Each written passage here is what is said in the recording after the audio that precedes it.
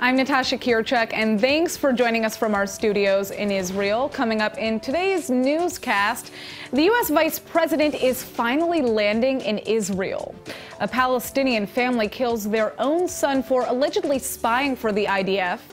And it looks like the Israeli Prime Minister may have just outsmarted a world-famous mind reader. Stay tuned for the latest news in Israel.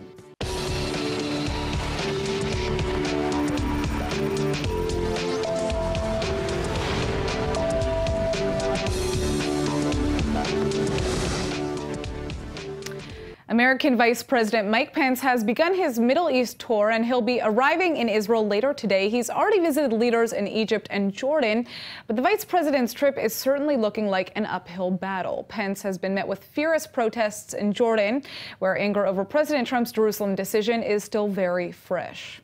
My message to each of them is that we are partners, we are strategic partners, that nothing has changed, and that we are absolutely committed to building a partnership for security, confronting terrorism together, but also finding ways that we can advance the peace process. And I hope that my message here with President el-Sisi and in Jordan tomorrow and in Israel will make it clear that while the American people and the American president have stated that we recognize Jerusalem as the capital of Israel, that we are ready now to move forward to resolve long-standing issues and finally bring this decades-old conflict to an end. Originally scheduled for last month, this trip was supposed to help boost Trump's ultimate deal for Mideast peace between Israel and the Palestinians. But that discussion has likely taken a backseat to the more pressing debate of America's new foreign policy, which includes recognizing Jerusalem as Israel's capital and cutting over half its funding to the UN's aid group for Palestinian refugees. Pence's meeting with the King of Jordan poses an especially difficult paradox because a huge number of Palestinian refugees currently live in Jordan. Both Jordan and Egypt are critical regional leaders in helping broker any potential peace deal. Pence has told Egyptian President Abdel Fattah el-Sisi yesterday that America is firmly behind a two-state solution if that's what Israel and the Palestinians still want.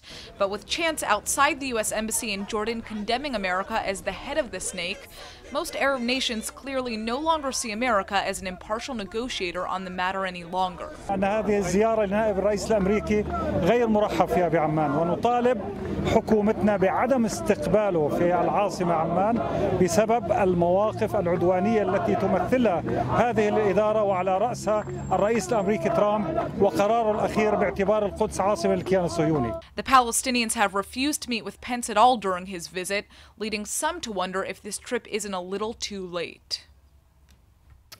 All right, well, Iran has been funding proxy wars and terror groups across the Middle East, setting up bases in Syria and making consistent threats against the West. Yet the oppressive regime doesn't seem to be such a priority to the international community. Well, joining me now is former Israeli ambassador to multiple countries, Ambassador Yosef Livne, to get a better look at why. Now, Ambassador, I'd like to begin with talking about what is taking place in Argentina right now. Germany is still wrestling to find Iranian spies who are targeting Israelis, but a top Iranian official, Ala Adin Borojerdi, who is suspected of organizing the AMI attack in Buenos Aires back in 1994, was invited to speak to the European Union. Now, what kind of message does that send to the world?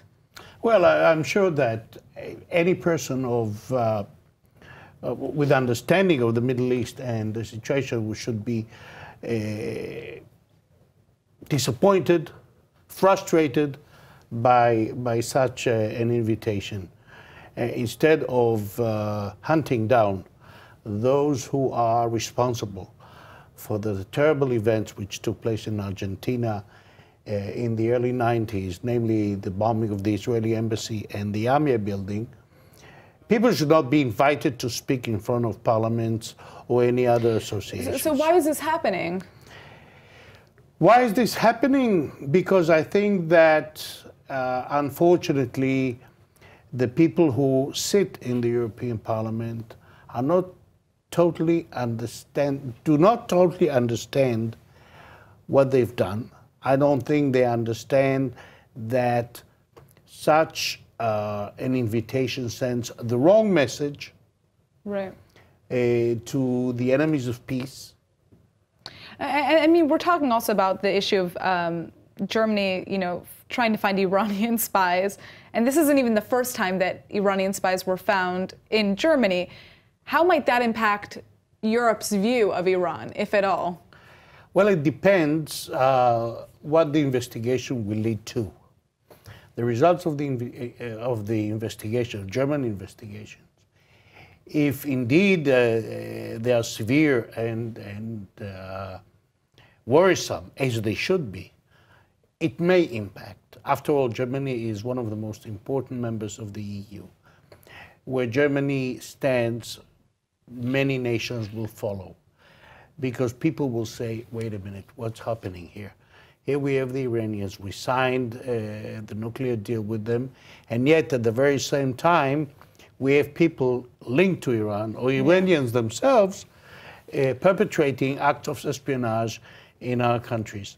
So I don't know that people will take very kindly to these actions, and I'm sure there will be voices heard in Europe, all over Europe. We'll have to wait and see. Ambassador Livni, thank you so much for joining us. Thank you.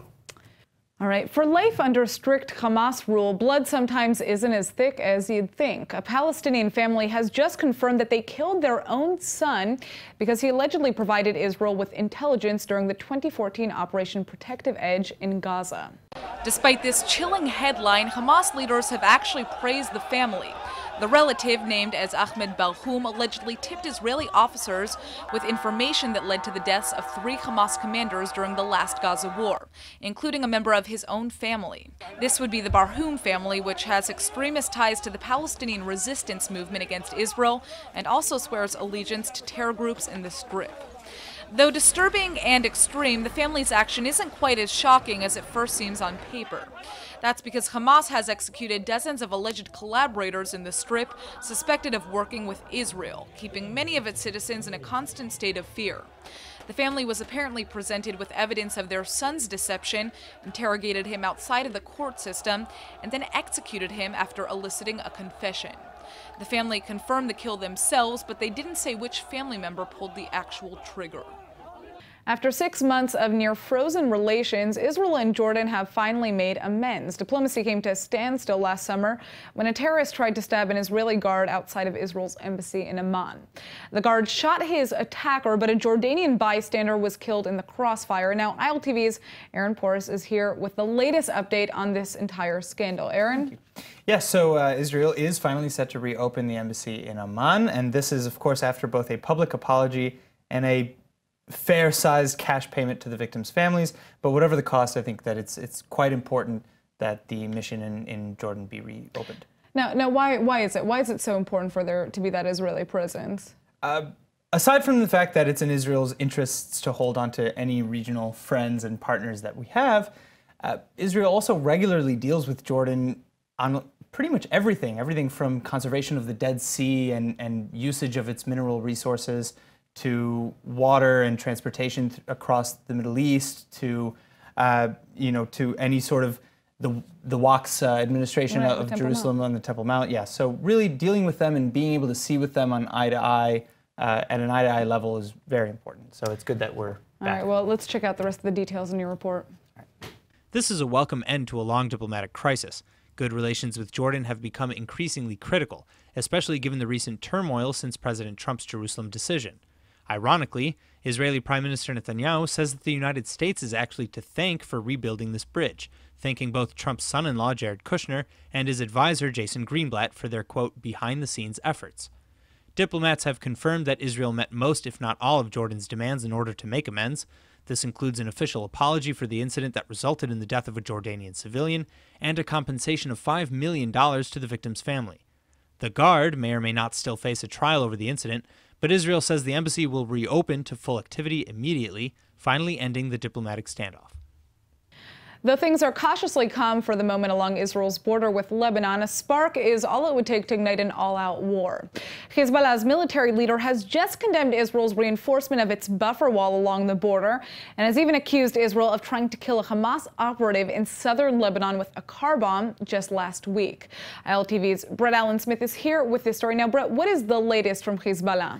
Well, as you said, right now things are more or less kind of calm on the Hezbollah front. Now, both their army and their military is still spread kind of thin from fighting the Islamic State in southern Lebanon. And with the Palestinian reconciliation deal still kind of up in the air, their strategy moving forward is a very big question mark.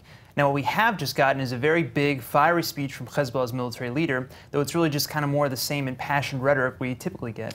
Now, this car bombing happened a full week ago already, but Sure. Hamas immediately, and at the time, Hamas did immediately blame Right. Israel as soon as that happened.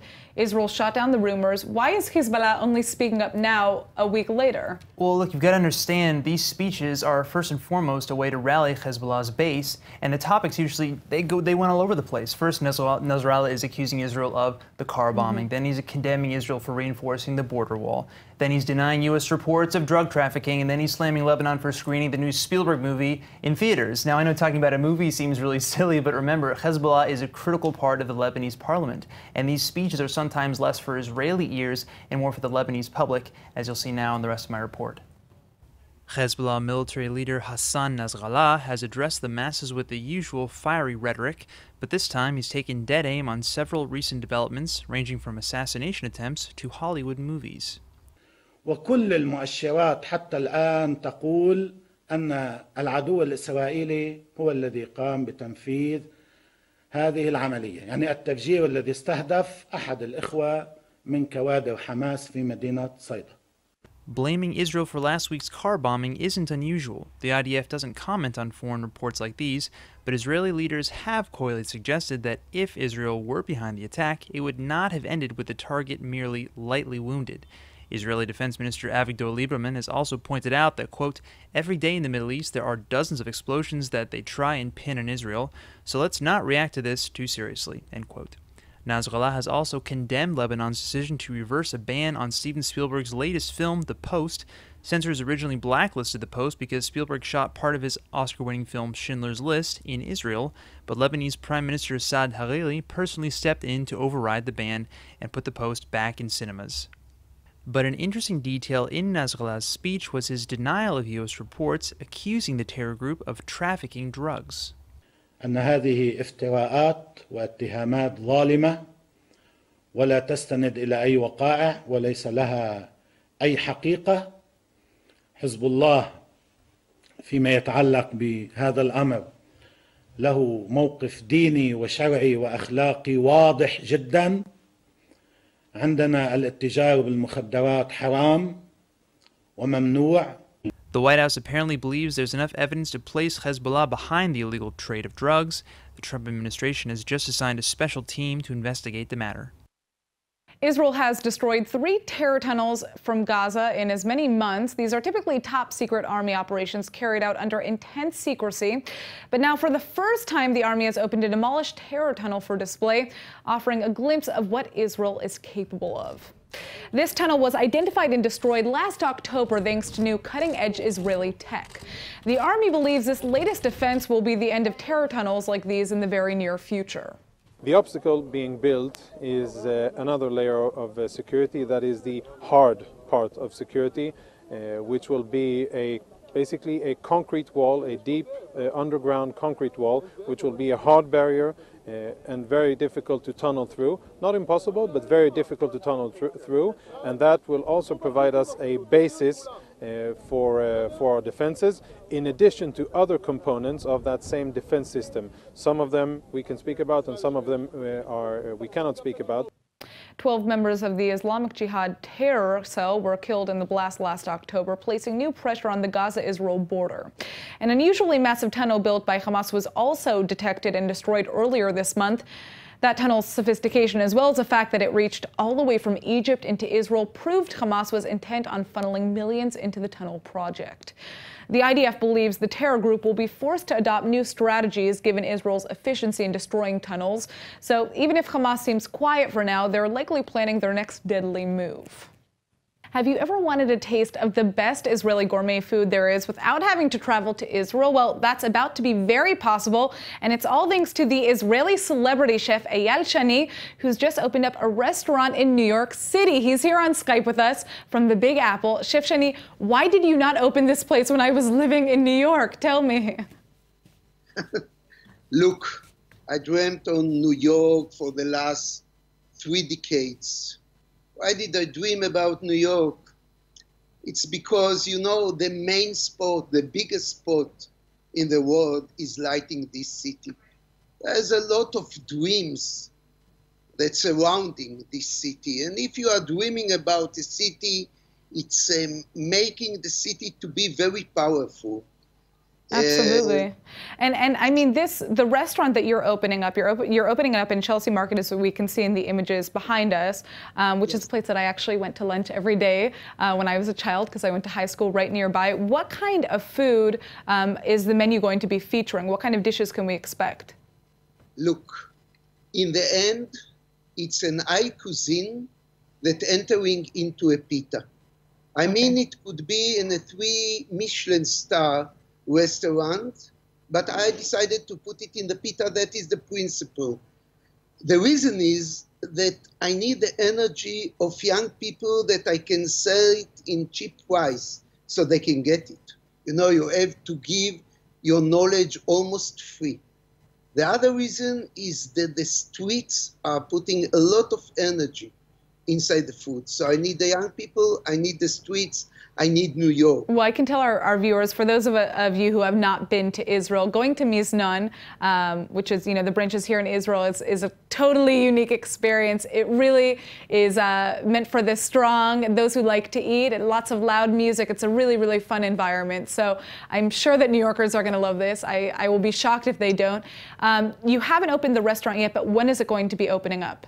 It's going to be open on the 31st of this month. Wow. I mean, 10 days from now. All right. Well, there's the process of creating the menu now. Beautiful. All right. Well, there's a lot for our American audience to look forward to now. Check out Eyal Shani's new restaurant at the end of this month, Miznon, in Chelsea Market in New York. Thanks so much for joining us, Chef. Thank you very much, Natasha. Jerusalem is a city filled with a lot more than just politics, and a new photo album called My Jerusalem is on a mission to prove just that. Joining us now in the studio is Ilan Greenfield, the CEO of the Geffen Publishing House, with the scoop. Thank you so much for coming in. Thank you for having me here, Natasha. All right, so tell us a little bit about this album that you have in front of you. What does it contain? The book contains, first of all, amazing photography by Ziv Koren, who's one of Israel's best photographers. And then we joined in together, and we have 47 different stories of various people from around the world, Jews and non-Jews, who wrote what My Jerusalem means to them. Very interesting. So it's kind of, you're taking a different approach to looking at the city of Jerusalem, right? Because we're always seeing it in the news in a political way, but this is kind of more of the personal stories of those who live there. Why did you choose to create an album that focuses on that?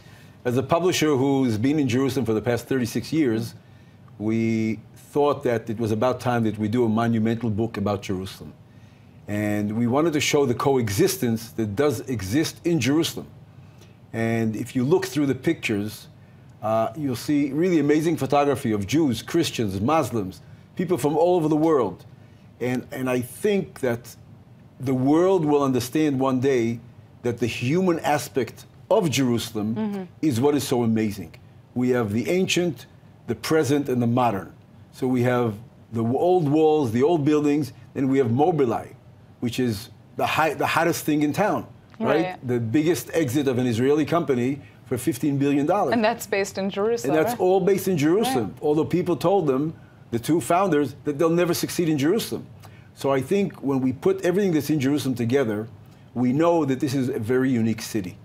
And one of the things we try to convey through this book is that when you look at the pictures and read the stories, you really go deep in and you almost sense the stones and the atmosphere of what Jerusalem is. Right. Well, I mean, it's definitely a different perspective of the city. Now, for those of our viewers who are interested in getting a copy of this, where can they do that? The book is available on Amazon. It's available in Barnes & Noble, in Israel, in Steinmatsky, and basically any Any bookstore should be holding it. We have our website, which is myjerusalemUS.com, which it can be ordered as well. And I think it's a beautiful gift for anybody who wants to, a believer, a non-believer, anybody who understands, I would say, the human side of Jerusalem. All right. And well, hopefully they'll enjoy it. Ilan, thank you so much for coming in and telling us about this new album. Thank you very much from Jerusalem. All right, last month I got to sit down with the world-famous Israeli mentalist Lior Susheld, and now believe me, this guy doesn't fail to shock you with his ability to read minds, but it looks like there was one person he just couldn't crack, none other than the Israeli Prime Minister Benjamin Netanyahu. ILTV's Emmanuel Kadosh has the scoop. So what happened, Emmanuel? Listen, I was just as shocked as you were to see this headline, but it's true. Earlier this month, during a press conference for foreign press in Jerusalem, Netanyahu actually approached the famous mentalist himself and asked him to guess what he'd drawn. No one expected any of this, and it didn't seem planned from what we can tell. But why don't you take a look at this clip? There is one other proposal. We have Mr. Susheld here, and I want to challenge him. You know, you've challenged me, now I want to challenge him. So I drew something. Okay. There's no way you could have seen this. There's no way you could have seen this. Oh, okay. Because I just drew it. When? You're in trouble. About 10 minutes ago. Okay, let's negotiate. Listen, the object of this game, the mind game, is to... It's negotiations. It's interesting. I'm thinking. I know you're thinking. I'm like... I'm thinking about it right now. Listen, I'm not very good in drawing. I'm just do whatever comes to my mind, and you will decide if I'm close or not close. Okay, I put this here. Yep. Can you show me? Yes. This is it? This is it. Are you sure? Yes. I was completely off. I'm not going to show you. I'm not going to show you what I've done. But this is amazing. This is amazing. That's a little rough to watch. Well, that's certainly not what happened when I met him. He was able to guess the drawings, names, numbers of every person who we came across with, and we did that with a bunch of cameras on him. So maybe Netanyahu just made him nervous. Listen, Sushard definitely tried his hardest and was under a world of pressure, considering he is reading the Prime Minister's mind in front of countless people. But he did come up short. Netanyahu drew a menorah with the words Am Yisrael Chai, and Sushard was hesitant to even show what he come up with.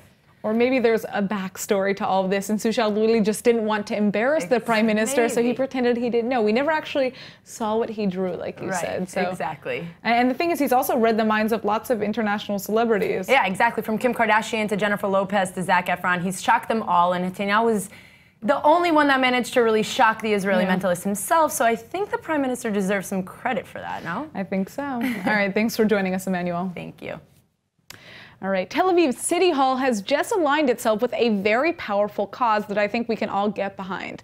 I'm talking, of course, about cute, cuddly little penguins. The City Hall building has just lit up an enormous symbol of a big purple penguin, all in honor of Greenpeace's Penguin Awareness Day. We don't get many penguins here, but Israeli environmentalists clearly have big hearts for the little bird. The environmental nonprofit Greenpeace is currently campaigning for a natural penguin reserve in Antarctica, a place where penguins and their friends, the seals and whales, can live and frolic in protected freedom. These winter animals are under constant threat due to renewed efforts to drill for oil in Arctic regions. But cities all over the world, including right here in Tel Aviv, have taken a stand for penguins in honor of Penguin Awareness Day. The image of Tel Aviv's big purple penguin has been shared by rights groups thousands of times already. All right, and now for our Hebrew word of the day. I don't think there's a cuter bird on the planet than the penguin. So today's word is pinguin, which means penguin in Hebrew. All right. I know you probably don't feel like you're learning anything new, given that the two words sound so similar, but at least this is a chance for you to work on your Israeli accent. You most likely won't be using the word penguin much here in Israel, since all 17 species of penguinim are found exclusively in the southern hemisphere, but we can still appreciate them from afar. Fossils place the earliest penguin relative from around 60 million years ago, which means that an ancestor of the birds that we see today somehow survived the mass extinction of the dinosaurs. So stop judging their cute little waddles. Penguinim are true survivors. All right, let's go ahead and take a look at the weather forecast. Tonight should be partly cloudy with a chance of rain in the north and a rise in temperatures not warm enough for penguinim. The low is set to be 55 or 13 degrees Celsius. Tomorrow you can expect clear, sunny skies and a high of around 66 or 19 degrees Celsius. All right, that's it for today's news. Today's exchange rate is 3.43 shekels to the American dollar. Remember to sign up for our daily newsletter at iltv.tv, and don't forget to follow us on Facebook at Israel English News and on Twitter at ILTV News. I'm Natasha Kirchuk, and thanks for watching.